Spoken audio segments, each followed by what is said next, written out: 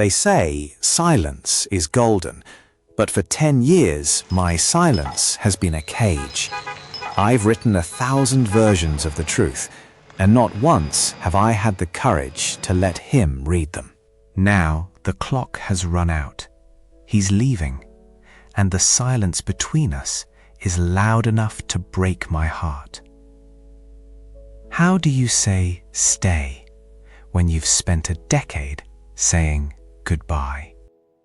Welcome to Commies Network, your home for the world's most evocative and soulful romance dramas. Today, we bring you a story of the love we leave unsaid. In the city of Bristol, the air always smells of rain and old stone. For Clara and Elias, it also smelled of familiarity. They were the kind of friends people assumed were a couple, the kind whose silence was a conversation in itself. They had met in a crowded lecture hall 10 years ago, and from that moment, they were gravity for each other. Clara knew how Elias took his coffee, black, no sugar.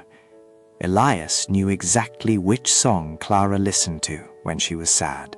They had survived heartbreaks, job losses, and the slow drift of their 20s together.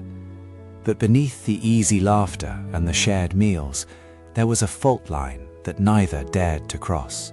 Clara had fallen in love with him in the 3rd year, on a night when they were both too tired to speak, watching the city lights from a rooftop. She had opened her mouth to tell him, but the fear of losing the only person who truly knew her kept her quiet. That silence grew, year by year, becoming a wall that felt more permanent than any brick. She became an expert at hiding her heart in the margins of her life. She wrote letters, long, soulful confessions that she tucked away in a shoebox under her bed. They were her forbidden truths, a library of unspoken love that she visited only in the dead of night. She thought they had forever. She thought the silence was a safe place. She was wrong. The news of his departure had come like a sudden frost. Elias had been offered a position in New York, a dream he had chased since they were students. Clara had smiled and toasted to his success, her heart fracturing with every word of congratulations. For the last month, every stolen moment they shared felt like a countdown. They spent their final days doing the things they always did, visiting their favorite bookstore, walking along the harbor, eating at the diner with the cracked vinyl seats. But the atmosphere had changed. The silence was no longer comfortable. It was thick with the weight of everything they weren't saying. Clara watched him pack his life into boxes, feeling like she was being erased along with his furniture. She wanted to scream, to grab his arm and tell him that New York didn't need him as much as she did. But the habit of silence was too strong. She was a silent sacrifice on the altar of his ambition. She watched him move with a new kind of energy, a brightness that made her feel even more like a ghost. "Are you okay?" he had asked her once, catching her staring at him while he wrapped a set of glasses. "I'm just going to miss you," she replied, a half-truth that felt like a betrayal. Elias had paused, his hands still, looking at her with an intensity that made her breath hitch. For a second, she thought he might say it, but he just nodded and went back to work. The moment passed. Another missed connection added to the pile. The final night arrived with a relentless, cold rain. They were in his empty apartment, the echo of their footsteps the only sound. They sat on the floor, sharing a final bottle of wine, the shadows long and moody against the bare walls. This was the moment, the threshold of truth. Clara had the letter in her pocket, the one she had written that morning, the one that finally said everything. She felt the paper against her leg, a hot coal burning through the fabric. "I feel like I'm leaving a part of myself behind," Elias said softly, his voice echoing in the hollow room. He was looking at the floor, his rugged features softened by the dim light. Clara's heart hammered against her ribs. "You are," she whispered. She reached for the letter, her fingers brushing the envelope. She imagined the look on his face, the surprise, the realization, the choice he would have to make. But then his phone buzzed. The taxi was outside. The world pushed back into the room, cold and efficient. The suspense loop of her life was about to snap.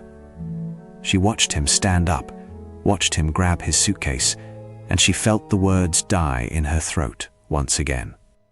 She followed him to the door, her hand still on the letter, her soul screaming for her to speak. But as they reached the hallway, Elias turned to her, his eyes wet with a soulful sorrow she had never seen. "Clara, there's something," he started, but the driver honked, a sharp, mechanical sound that shattered the intimacy. Elias shook his head, gave her a brief, crushing hug, and walked away. The tragedy of unspoken love is that it often goes both ways. As the taxi pulled away, Elias pulled a small, crumpled note from his pocket, one he had written months ago and carried until the edges were frayed. It said, "If you ask me to stay, I will." He had waited for 10 years for a sign, for a crack in Clara's armor. He had taken the job not because he wanted to leave her, but because he couldn't bear to stay and watch her not love him back. He looked at the window of her apartment, his heart a ruin. He didn't know about the shoebox. He didn't know about the 1,000 letters. He only knew the silence she had given him. Clara stood on the sidewalk, the rain soaking through her coat, watching the red taillights disappear into the mist. She pulled the letter from her pocket and looked at it. The ink was already beginning to run. She realized then that her silence hadn't been a protection, it had been a theft. She had stolen their chance at happiness because she was too afraid of the price of truth. She fell to her knees in the rain, the letter clutched to her chest, a broken dream in a city that didn't care. The silence between them was now an ocean, and there were no bridges left to build. She had waited a lifetime for the perfect moment, only to realize that the perfect moment was every single second she had spent being quiet. The silence didn't break, it became a permanent resident of her soul. Clara walked back into the empty apartment building, leaving the letter in the mud. She would find a way to live with the whispers of regret, but she would never be the same. Elias was a ghost on a plane, and she was a ghost in a city of echoes. They were two souls who loved each other with everything they had, and lost everything because they never said a word. If this story moved your heart, please give it a thumbs up and share it with someone you love. Was Clara right to stay silent, or should she have risked it all? Let us know in the comments below. Don't forget to subscribe to Commies Network for more cinematic dramas. Click the video on your screen to watch our next tragic love story right now.